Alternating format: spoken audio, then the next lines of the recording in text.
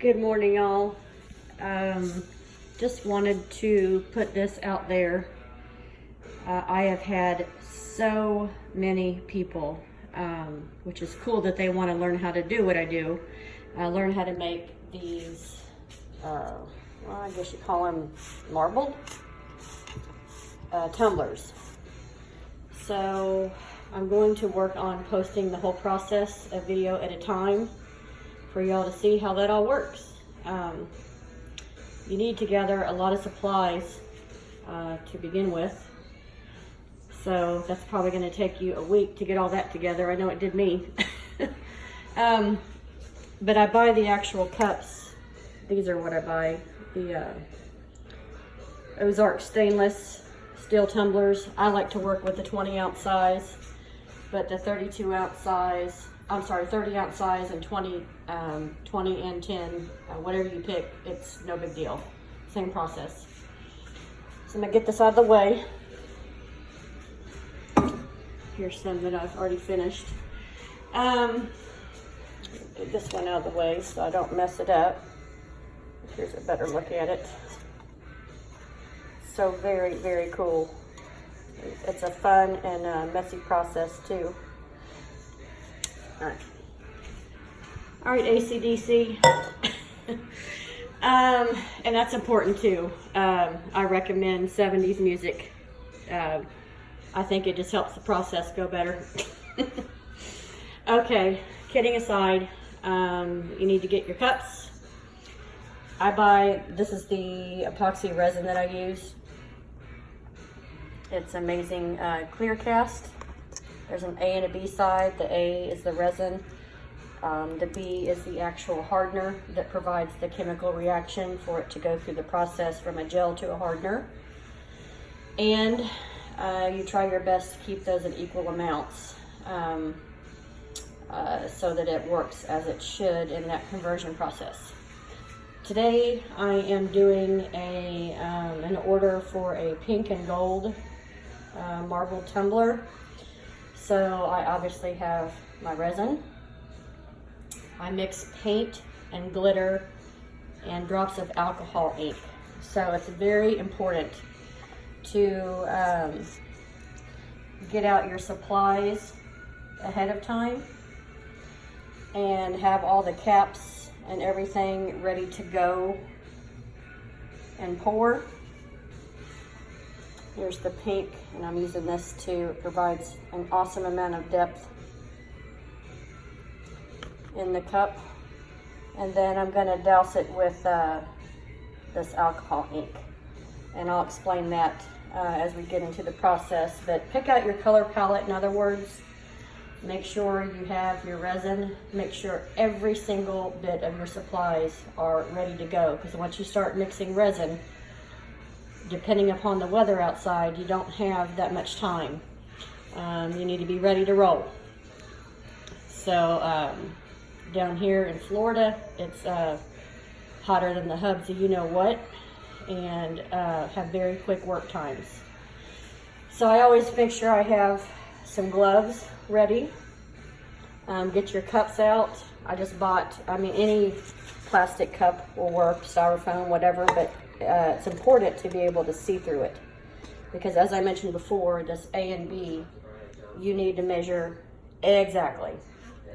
So that's what those cups are for. And then I have a couple others, because once I get it all mixed up, that's when I start pouring it in other cups to add the color and all this glitter. Have some stir sticks handy. Also, let me go back to the cups. Make sure when you buy them, I don't know if you can see at the bottom of this, there's no ridge. And that's important because you'll need to be able to scrape the resin and hardener on the sides and off the bottom, and any ridges or anything that could impede that process is not going to turn out for a good product. So make sure the cups are as smooth as possible. You need to have a heat gun nearby. I bought this one, I don't know, Michael's, one of those, Hobby Lobby, who knows. Any sort of heat gun will work. I know they sell them at like that Harbor Freight place too, Lowe's, Home Depot, all that good stuff. I put together this, I mean, it is ugly tumbler turner, but guess what, people, you're gonna ruin it anyway, as I have. So it doesn't matter what it looks like. I went and foraged out in my hubby's garage and found, of course, he was super mad at me because the only wood I found was this beautiful redwood that's very expensive. Oops. Sawed that all down, screwed it all together, got out his hole saw, and got some holes, and then I found his nice copper pipe, which he wasn't happy about either, but oh well, right? On the end of the copper pipes, I have pool noodle. Why don't we be able to talk today, Dawn? Pool noodles, and they are the larger ones that I got from Walmart. I think you can get them anywhere, and I like the larger ones because you can trim them down to fit the smaller cups, and they're the perfect size for the 30-ounce cups. So it's kind of, you just trim off what you need. So before I start pouring resin, I wanted to kind of show you something about cup prep.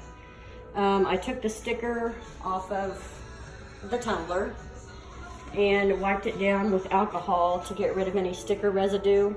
And from there, I have taped the bottom and this rim of the cup off, because I don't like resin all along the bottom either, because I know I set my cup down and I don't want it to have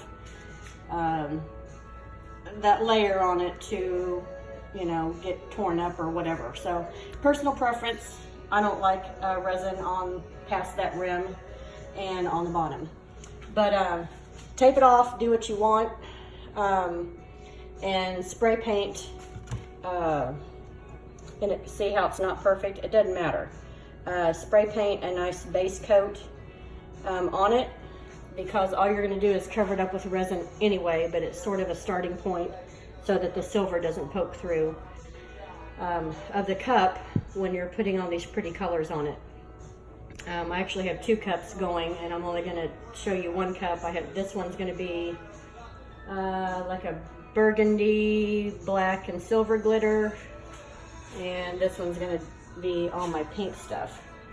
When I'm working with the colored resin, I only do 1 project at a time, because like I said, this stuff sets up quick, and you can't be messing with bouncing back and forth with your colors and possible cross-contamination between this color palette and another. So anyway, I am going to sign off and set my video up to show you the part of actually how you mix the resin. So anyway, stay tuned.